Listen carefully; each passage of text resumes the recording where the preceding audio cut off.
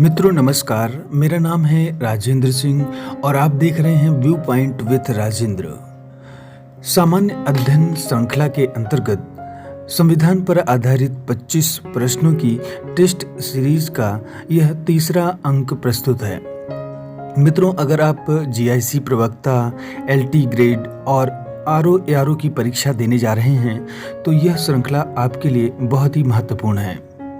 Channel को like subscribe करने के साथ ही बेल आइकन की बटन को जरूर दबा दें, जिससे आने वाली हर वीडियो की सूचना आपको मिलती रहे। और साथ ही कमेंट बॉक्स में अपने विचारों को जरूर लिखें। तो फिर आइए हल करते हैं 25 एमसीक्यू प्रश्नों को। पहला प्रश्न है कथन और कारण। तो कथन है, पंडित नेहरू का उद्देश्यों का प्रस्ताव संविधान सभा द्वारा 22 जनवरी 1947 को स्वीकार किया गया। और कारण है, उस प्रस्ताव में सम्मिलित आदर्श पूर्णतः संविधान के आमुख में प्रतिबिंबित होते हैं। सही उत्तर का चयन नीचे दिए गए कोड से कीजिए। ए है, ए और आर दोनों सही है और आर सही स्पष्टीकरण है ए का। बी ऑप्शन है, ए और आर दोनों सही है किंतु आर सही स्पष्टीकरण नहीं है ए का। सी ऑप्शन में है, ए सही है किंतु आर गलत है। और डी ऑप्शन में है कि ए गलत है किंतु आर सही है। तो इसका सही उत्तर होगा ए ऑप्शन। संविधान निर्माण का प्रारंभ 13 दिसंबर 1946 को पंडित जवाहरलाल नेहरू के उद्देश्य प्रस्ताव से ही हुआ था। यही उद्देश्य प्रस्ताव भावी संविधान की रूपरेखा बनी। उद्देश्य प्रस्ताव 7 दिन तक अर्थात 19 दिसंबर 1946 तक गंभीर वाद विवाद के बाद संविधान सभा द्वारा 22 जनवरी 1947 को सर्वसम्मति से पारित कर दिया गया। अब आइए अगला प्रश्न देखते हैं। स्वाधीनता आंदोलन से संबंधित निम्नलिखित कथनों में से कौन एक सही नहीं है? ए ऑप्शन है, साइमन कमीशन का काले झंडों तथा तूफानी प्रदर्शन से स्वागत किया गया।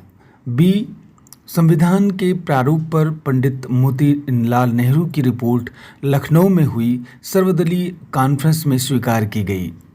सी, पूर्ण स्वराज का प्रस्ताव लखनऊ के कांग्रेस अधिवेशन में पारित हुआ। डी, 1930 में डांडी मार्च सविनय अवज्ञा आंदोलन का प्रारंभ था। तो इसका सही उत्तर है सी, ये लखनऊ में न पारित होकर बल्कि लाहौर में पारित हुआ था 1929 में।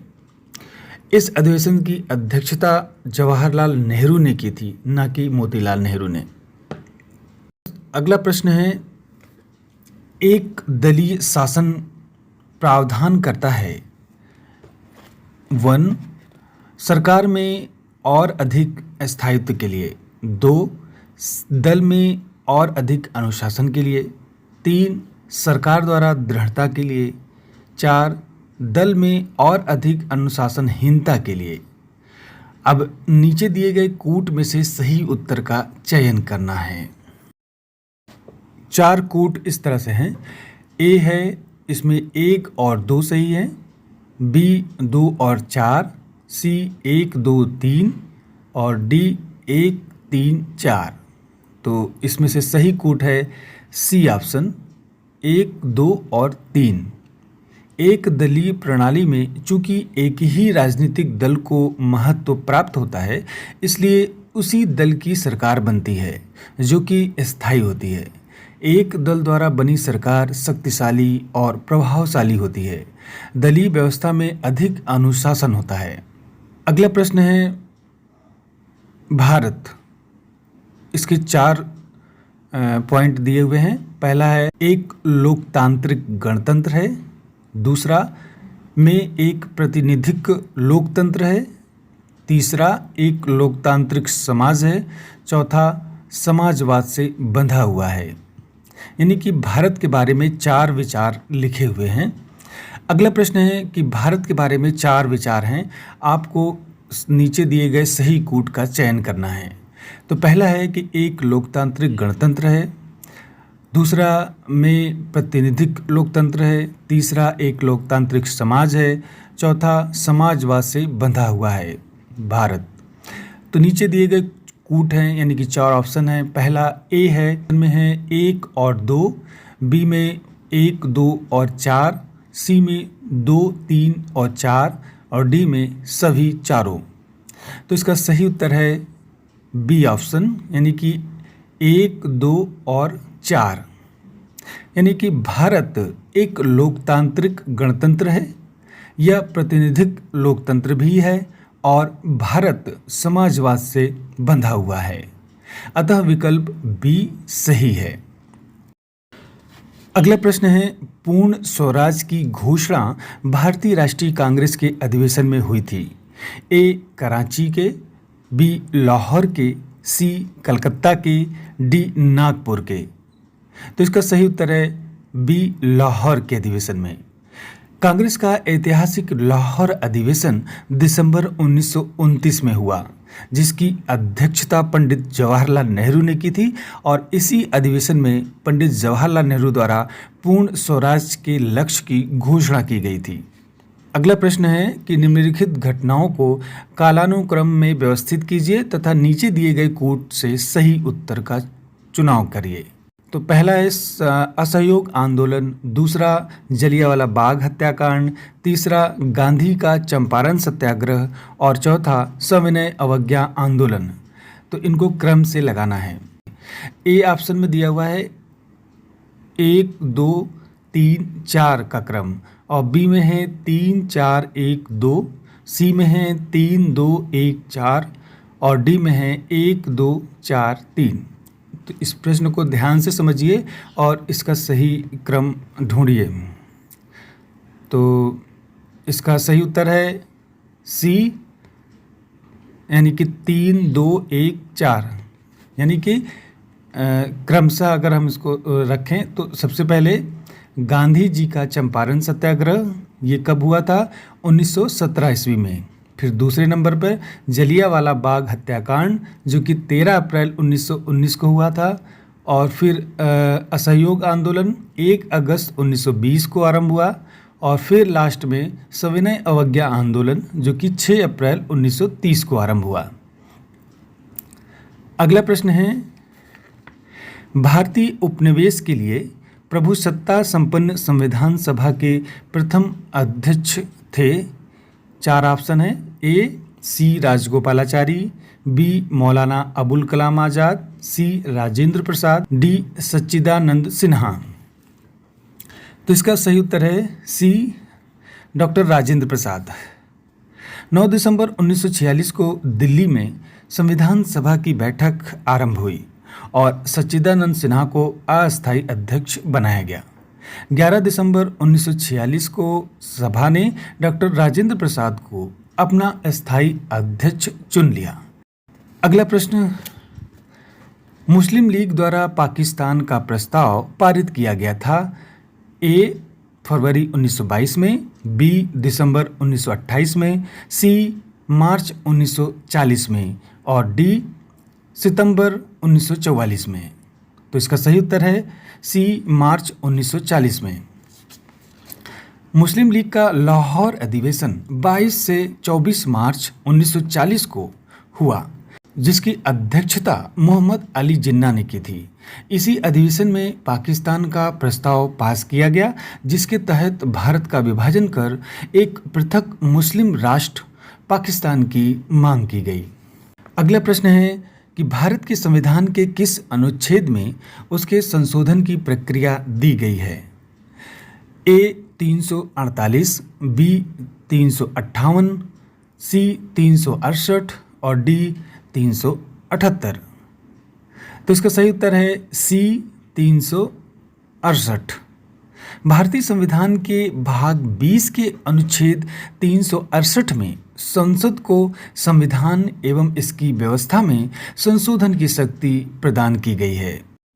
अगला प्रश्न है कि भारतीय संविधान के किस अनुच्छेद के तहत सर्वोच्च न्यायालय भारतीय नागरिकों के मौलिक अधिकारों की सुरक्षा करता है। ए अनुच्छेद 74, बी अनुच्छेद 56, सी अनुच्छेद 16, और डी अनुच्छेद 32। तो इसका सही उत्तर है अनुच्छेद 32, यानी कि अनुच्छेद 32 के तहत सर्वोच्च न्यायालय और अनुच्छेद 226 के तहत उच्च न्यायालय मौलिक अधिकारों के उल्लंघन की स्थिति में उपचार प्रदान करते हैं।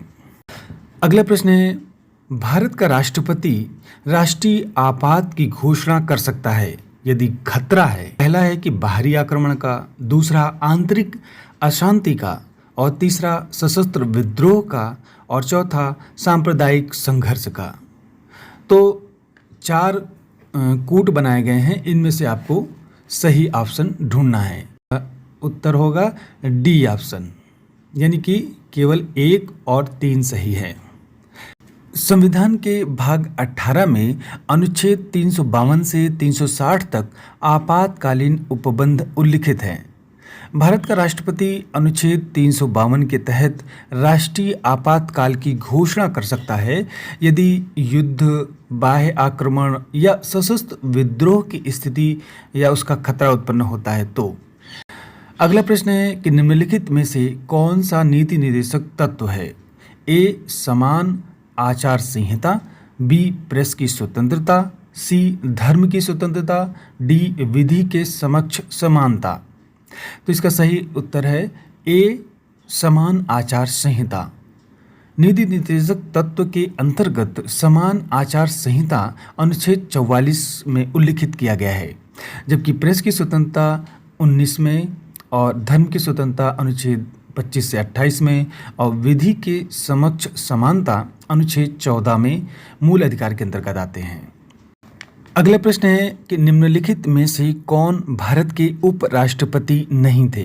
ए फखरुद्दीन अली अहमद, बी वी गिरी, और C doctor S Radhakrishnan, D doctor Zakir Hussain. तो इसका सही उत्तर है ए फखरुद्दीन अली अहमद। फखरुद्दीन अली अहमद भारत के उपराष्ट्रपति के रूप में निर्वाचित नहीं हुए थे, अपितु 1974 में सीधे भारत के राष्ट्रपति के पदभार को ग्रहण किया था। अगला प्रश्न है कि भारत में राज्यसभा किसका प्रतिनिधित्व करती है। ए राज्यों की विधानसभाओं का, बी भारतीय जनता का, सी राजनीतिक दलों का, डी राज्यों और संघ राज्य क्षेत्रों का। तो इसका सही उत्तर है डी राज्यों और संघ राज्य क्षेत्रों का। भारत में राज्यसभा राज्यों तथा 2 संघ राज्य क्षेत्रों दिल्ली व पांडिचेरी की विधानसभाओं का प्रतिनिधित्व करती है। यह कभी विघटित न होने वाली सभा है जिसके सदस्यों का कार्यकाल 6 वर्ष का होता है। राज्यसभा का सभापति उपराष्ट्रपति होता है। अगला प्रश्न है कि निम्न में से कौन संविधान सभा के अध्यक्ष थे। ए doctor BR Ambedkar, B Sardar Vallabh भाई पटेल, सी KM मुंशी, और डी डॉक्टर राजेंद्र प्रसाद। तो इसका सही उत्तर है डी डॉक्टर राजेंद्र प्रसाद। संविधान सभा की पहली बैठक 9 दिसंबर 1946 को नई दिल्ली के कॉन्स्टिट्यूशन हॉल में हुई थी और जिसे अब संसद भवन के केंद्रीय कक्ष के नाम से जाना जाता है। इस सभा में वरिष्ठता के आधार पर श्री सच्चिदानंद सिन्हा को संविधान सभा का अस्थायी अध्यक्ष बनाया गया था, किंतु 11 दिसंबर 1946 को डॉक्टर राजेंद्र प्रसाद को संविधान सभा का अस्थायी अध्यक्ष चुन लिया गया। अगला प्रश्न है कि भारत में जनमत के निर्माण में मुख्य तत्व होता है। ए परिवार, बी प्रेस स्वतंत्रता, बी स्वतंत्र प्रेस, सी न्यायिक निर्णय, डी शिक्षा संस्थाएं। तो इसका सही उत्तर है कि बी स्वतंत्र प्रेस। भारत में जनमत के निर्माण में मुख्य तत्व स्वतंत्र प्रेस होता है। इसे भारतीय लोकतंत्र का चौथा स्तंभ भी कहा जाता है। किसी देश के लोकतंत्र के कुशल प्रशासन में इसकी महत्वपूर्ण भूमिका होती है। अगला प्रश्न है नियंत्रक और महालेखा परीक्षक द्वारा की गई टिप्पणियों पर कार्रवाई करने की प्रथम जिम्मेदारी बनती है। ए भारत के राष्ट्रपति की, बी उच्चतम न्यायालय की, सी संसद की, डी राष्ट्रीय विकास परिषद की। तो इसका सही उत्तर है सी संसद की। नियंत्रक एवं महालेखा परीक्षक द्वारा की गई टिप्पणियों पर कार्रवाई करने की प्रथम जिम्मेदारी संसद की होती है। अगला प्रश्न है कि स्वतंत्रता के पूर्व के दिनों में प्रारंभ में किसने संविधान निर्मात्री सभा का विचार प्रस्तुत किया था? ए एम एन राय ने, बी बी आर अम्बेडकर ने, सी एनी बेसेंट ने, डी जवाहरलाल नेहरू ने। तो इसका सही उत्तर है ए एम एन राय। भारत की स्वतंत्रता के पूर्व कई भारतीय नेताओं ने संविधान निर्माण हेतु अपने विचार प्रस्तुत किए। इस संदर्भ में वर्ष 1922 में महात्मा गांधी ने भी अपने विचार प्रकट करते हुए कहा था कि भारतीय संविधान भारतीयों की इच्छा अनुसार ही होगा। इसी तरह 1924 में मोतीलाल नेहरू ने ब्रिटिश सरकार के सामने संविधान सभा के निर्माण की मांग प्रस्तुत की और इस संदर्भ में एम एन राय ने भी स्पष्ट रूप से संविधान सभा के गठन का विचार प्रस्तुत किया था। अगला प्रश्न है, भारत का राष्ट्रपति चुना जाता है ए लोकसभा द्वारा, बी राज्यसभा द्वारा, सी संसद सदस्यों द्वारा, डी संसद एवं राज्य विधानसभाओं के सदस्यों द्वारा। तो इसका सही उत्तर है डी संसद एवं राज्य विधानसभाओं के सदस्यों द्वारा। भारतीय संविधान के अनुच्छेद 54 के अनुसार राष्ट्रपति का निर्वाचन एक निर्वाचक मंडल द्वारा होता है।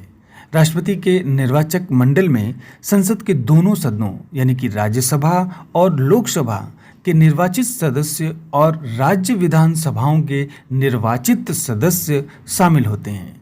इस निर्वाचक मंडल में जम्मू और कश्मीर और दिल्ली और पांडिचेरी की विधानसभाएं भी शामिल होती हैं। अगला प्रश्न है कि निम्नलिखित में से कौन सा अनुच्छेद राज्य सरकार को ग्राम पंचायतों का गठन करने के लिए निर्देशित करता है? ए अनुच्छेद 32, बी अनुच्छेद 40, सी अनुच्छेद 48, डी अनुच्छेद 51। तो इसका सही ऑप्शन है बी अनुच्छेद 40।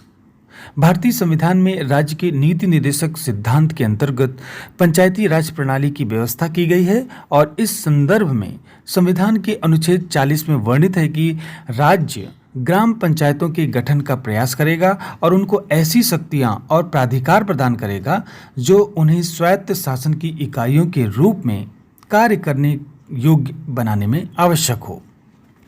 अगला प्रश्न है कि मौलिक अधिकारों की अवधारणा ली गई है ए यूएसए के संविधान से, बी कनाडा के संविधान से, सी ब्रिटेन के संविधान से, डी रूस के संविधान से। तो इसका सही उत्तर है ए यूएसए के संविधान से। भारतीय संविधान के मौलिक अधिकारों की अवधारणा यूएसए के संविधान से ग्रहण की गई है। भारतीय संविधान में भाग 3 के अंतर्गत अनुच्छेद 12 से 35 में मौलिक अधिकारों का वर्णन किया गया है। अगला प्रश्न है, पाकिस्तान की मांग मुस्लिम लीग के द्वारा किस वर्ष में की गई? ए 1938 में, बी 1940 में, सी 1941 में, डी 1946 में। तो इसका सही उत्तर है बी 1940 में। लाहौर में 23 मार्च 1940 को मुस्लिम लीग का अधिवेशन हुआ और इसकी अध्यक्षता मोहम्मद अली जिन्ना ने की थी। इसी अधिवेशन में भारत से अलग एक मुस्लिम राष्ट्र यानी कि पाकिस्तान की मांग की गई। हालांकि पाकिस्तान शब्द का प्रयोग सर्वप्रथम रहमत अली नामक छात्र ने किया था। अगला प्रश्न है, जब सुभाष चंद्र बोस ने भारतीय राष्ट्रीय कांग्रेस से इस्तीफा दे दिया तब उस सीट के लिए किसका नाम प्रस्तावित किया गया? ए जवाहरलाल नेहरू का, बी पट्टाभी सीतारामैया, सी राजेंद्र प्रसाद, डी जेबी कृपलानी। तो इसका सही ऑप्शन है सी राजेंद्र प्रसाद। सुभाष चंद्र बोस 1939 के त्रिपुरी अधिवेशन में गांधी जी द्वारा समर्थित पट्टाभी सीतारामैया को पराजित कर कांग्रेस के दूसरी बार अध्यक्ष बने, परंतु कार्यकारिणी के गठन के प्रश्न पर गांधी जी से मतभेद के कारण उन्होंने भारतीय राष्ट्रीय कांग्रेस से इस्तीफा दे दिया और इसके बाद डॉक्टर राजेंद्र प्रसाद कांग्रेस के अध्यक्ष बनाए गए। अगले प्रश्न है कि भारतीय स्वाधीनता विधेयक को राजकीय स्वीकृति प्राप्त हुई थी। ए 18 जुलाई 1947 को, बी 17 जुलाई 1947 को, सी 20 जुलाई 1947 को, डी 21 जुलाई 1947 को। तो इसका सही उत्तर है ए 18 जुलाई 1947 को। भारतीय स्वतंत्रता विधेयक 4 जुलाई 1947 को ब्रिटिश प्रधानमंत्री क्लीमेंट एटली द्वारा हाउस ऑफ कॉमन्स में पेश किया गया था। 15 जुलाई 1947 को हाउस ऑफ कॉमन्स द्वारा तथा इसके अगले दिन हाउस ऑफ लॉर्ड्स द्वारा इस विधेयक को पारित कर दिया गया। तत्पश्चात इस विधेयक को राजकीय स्वीकृति 18 जुलाई 1947 को प्राप्त हुई थी। अगला प्रश्न है कि भारतीय राष्ट्रीय कांग्रेस की प्रथम महिला अध्यक्ष कौन थी? A. Vijaya Lakshmi Pandit, B. Sarojini Naidu, C. Annie Besant, D. Sucheta Kripalani. तो इसका सही उत्तर है सी. Annie Besant. कांग्रेस के 32वें अधिवेशन का आयोजन दिसंबर 1917 में कलकत्ता में हुआ था और इसमें एनी बेसेंट को कांग्रेस का प्रथम महिला अध्यक्ष चुना गया था, जबकि 1925 में कानपुर में हुए कांग्रेस अधिवेशन में प्रथम भारतीय महिला अध्यक्ष सरोजनी नायडू को चुना गया था। तो फिर मित्रों, आज बस इतना ही। मिलते हैं अगली टेस्ट सीरीज में और कुछ नए प्रश्नों के साथ उनको हल करेंगे। तो मित्रों, आपको ये सीरीज कैसी लग रही है अपने विचारों को कमेंट बॉक्स में ज़रूर लिखिएगा। वीडियो को पूरा देखने के लिए बहुत बहुत धन्यवाद।